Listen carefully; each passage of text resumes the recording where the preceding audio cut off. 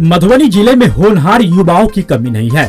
आज हर क्षेत्र में मधुबनी के युवा अपनी धमक से राष्ट्रीय और अंतर्राष्ट्रीय स्तर पर पहचान कायम कर रहे हैं। ऐसे ही एक युवा अमरीश रंजन पांडे हैं, जो मूल रूप से मधुबनी जिला के हरलाखी प्रखंड अंतर्गत हिसार गांव के रहने वाले हैं और वर्तमान में भारतीय युवा कांग्रेस के राष्ट्रीय सचिव है, जिन्हें हाल में ही अनफेल द्वारा फिलीपींस जाने का अवसर मिला, जिन्हें राष्ट्रीय चुनावों के एक अंतर्राष्ट्रीय पर्यवेक्षक के रूप में फिलीपींस में आमंत्रित किया गया था। श्री पांडे 29 अप्रैल को फिलीपींस के लिए रवाना हुए और वहां उन्होंने चुनाव का निरीक्षण करने के लिए देश के विभिन्न हिस्सों का दौरा किया और अपनी टिप्पणियों की विस्तृत रिपोर्ट तैयार की। यहाँ यह उल्लेख करना महत्वपूर्ण है कि श्री पांडे भारत के एकमात्र प्रतिनिधि थे जिन्हें फिलीपींस चुनावों का निरीक्षण करने के लिए बुलाया गया था। श्री पांडे 12 मई को भारत लौट आए और दिल्ली में उतरने के बाद वे कांग्रेस के उदयपुर चिंतन शिविर में भाग लेने के लिए सीधे उदयपुर के लिए रवाना हो गए।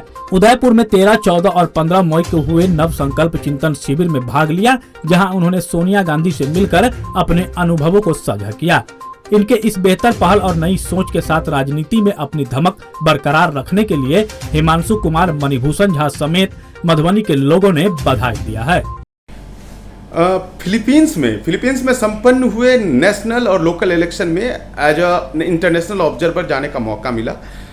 एक ऑर्गेनाइजेशन है ANFREL, Asian network for free election. उसका काम है कि तमाम देशों में जाके वहाँ के इलेक्शन को ऑब्जर्व करना। हमें उस देश के इलेक्शन कमीशन के तौर से भी हमें आमंत्रित किया जाता है और इन्हें परमिशन दी जाती है कि हम उनके चुनाव को पूर्ण तरीके से देखें। तो ये फिलीपींस चुनाव वहाँ का नेशनल और लोकल बॉडी चुनाव था। नेशनल में जिसमें कि प्रेसिडेंट, वाइस प्रेसिडेंट, कांग्रेसमैन, इन तमाम पदों पे चुनाव होता है। तो एक बेहद ही नया अनुभव था एक चुनाव को ऑब्जर्व करने का। जैसे हमारे देश में इलेक्शन कमीशन है तो वहाँ पे कॉमलेक होता है, कॉमलेक वहाँ चुनाव करवाता है। तो कॉमलेक किस तरीके से निष्पक्ष तरीके से चुनाव करा रहा है, कहाँ क्या कमियाँ रही, खास तौर पे जैसे हमारे यहाँ है वोट बाइंग का मान लीजिए होता है, तो वहाँ भी इन चीज़ों पे बात चलती है, हेट स्पीच, सोशल मीडिया का रोल। तो ये एक चुनाव को ओवरऑल ऑब्जर्व करना। फिर हमारा इसमें बहुत काम था, लेकिन मैं बहुत चीज़ों को डिस्क्लोज नहीं कर सकता। उसके अलावा जैसे कि हम वहाँ के लोगों से मिले, वहाँ के कॉमन मैन से मिले, उनकी जो चुनाव के बारे में उनकी क्या राय है। फिर वहाँ के इलेक्टोरल बॉडी, वहाँ के जो सिटिंग मेयर है मान लीजिए, यहाँ का जो भी पॉलिटिकल पोजीशन पे होल्ड करते हैं उनसे मिलना।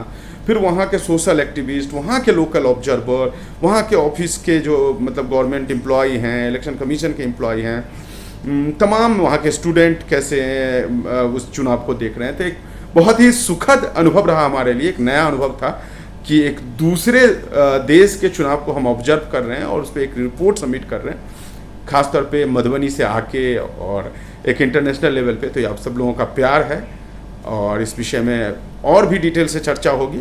फिलहाल एक संक्षिप्त में मैंने अपनी बात रखी कि किस तरीके से एक अनुभव मिला हमारे लिए और हम इस चीज़ को आने वाले समय में इन चीज़ों को और अच्छे से देखेंगे। आप तमाम लोगों का बहुत बहुत धन्यवाद। मधुबनी न्यूज को फेसबुक पे देख रहे हैं तो पेज को लाइक करें, यूट्यूब से देख रहे हैं तो हमारे चैनल को सब्सक्राइब करें और बेल आइकन को दबाना ना भूलें।